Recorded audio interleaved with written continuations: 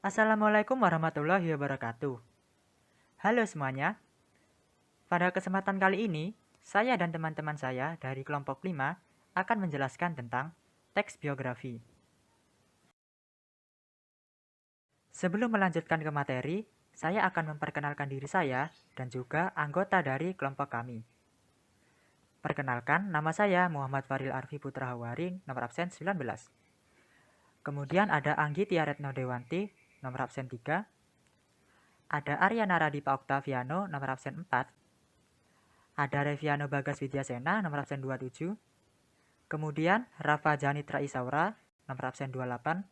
Dan juga ada Tegar Pandu Siswanto, nomor absen 34. Yang pertama, saya akan menjelaskan tentang pengertian teks biografi. Pengertian teks biografi. Teks biografi adalah teks yang berisikan tentang cerita suatu tokoh dalam mengarungi kehidupannya, baik berupa masalahnya ataupun kelebihannya, yang ditulis oleh seseorang agar tokoh tersebut dapat diteladani orang banyak. Jadi, singkatnya, teks biografi adalah suatu tulisan yang mengulas mengenai kehidupan seseorang selama ia masih hidup. Selanjutnya, saya akan menjelaskan ciri-ciri dari teks biografi. Ciri-ciri teks biografi. 1. Isi teks biografi menceritakan kisah atau perjalanan hidup seorang tokoh. 2. Menggunakan beberapa unsur kebahasaan seperti kata hubung, kata rujukan, kata kerja, waktu, aktivitas, dan tempat. 3. Teks biografi dapat disajikan dalam bentuk fiksi maupun non-fiksi. 4. Teks biografi disajikan mengikuti pola tertentu yang didasarkan pada alur cerita, khususnya alur maju, sudut pandang penceritaan, gaya penulisan, fokus penceritaan, dan penggunaan bahasa. 5. Paragraf-paragraf dalam teks biografi dikembangkan secara deskriptif dan naratif. 6. Teks biografi umumnya disusun mengikuti struktur tertentu seperti orientasi, kejadian, atau peristiwa penting, dan reorientasi. 7. Karakter sang tokoh dalam teks biografi digambarkan secara langsung maupun tidak langsung. 8. Pola pengembangan teks biografi bersifat kronologis. Struktur teks biografi. Terdapat 3 struktur teks biografi, yaitu 1. Orientasi atau setting, 2. Peristiwa penting atau kejadian penting, 3. Reorientasi. Orientasi atau setting, yaitu bagian yang berisi informasi mengenai latar belakang kisah atau peristiwa yang akan diceritakan selanjutnya untuk membantu pendengar maupun pembaca.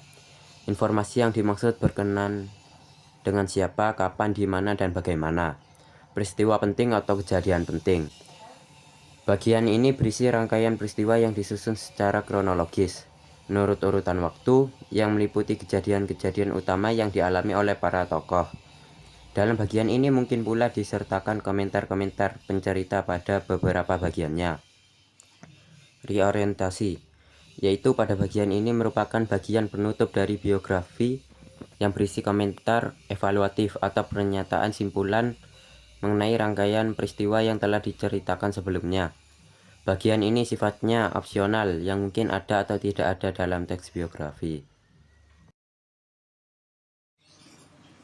Selanjutnya, saya akan menjelaskan tentang cara meneladani karakter unggul pada teks biografi. Cara meneladani karakter unggul tokoh pada teks biografi.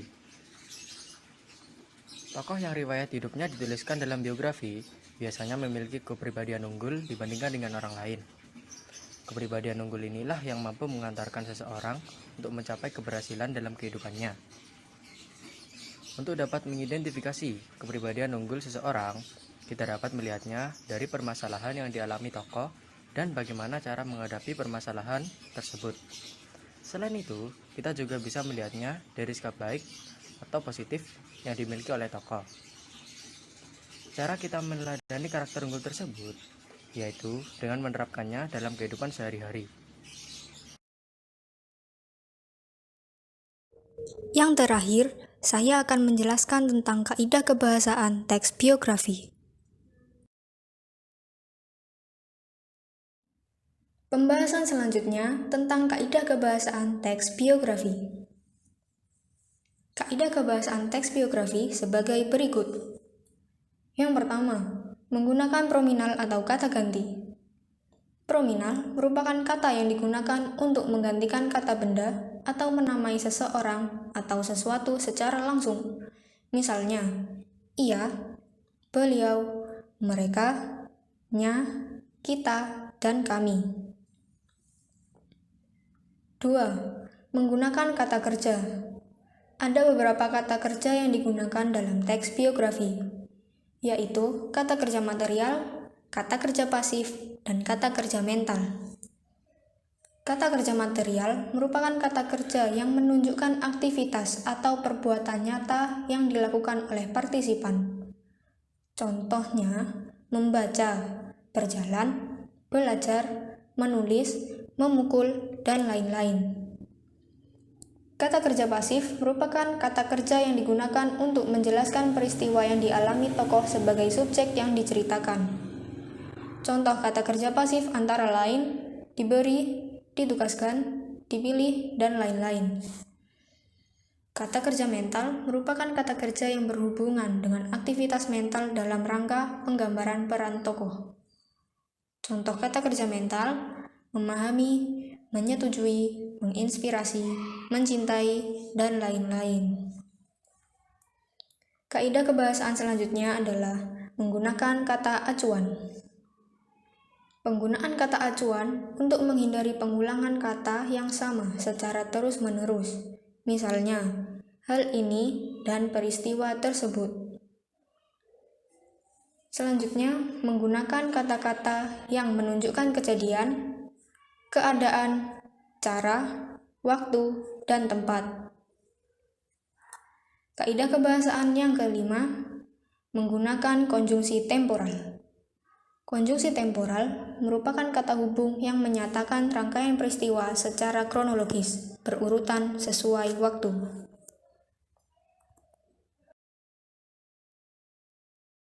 Sekian dari kelompok kami. Jika ada kata-kata yang kurang berkenan, mohon dimaklumi. Dan terima kasih karena sudah menonton video ini. Sampai jumpa.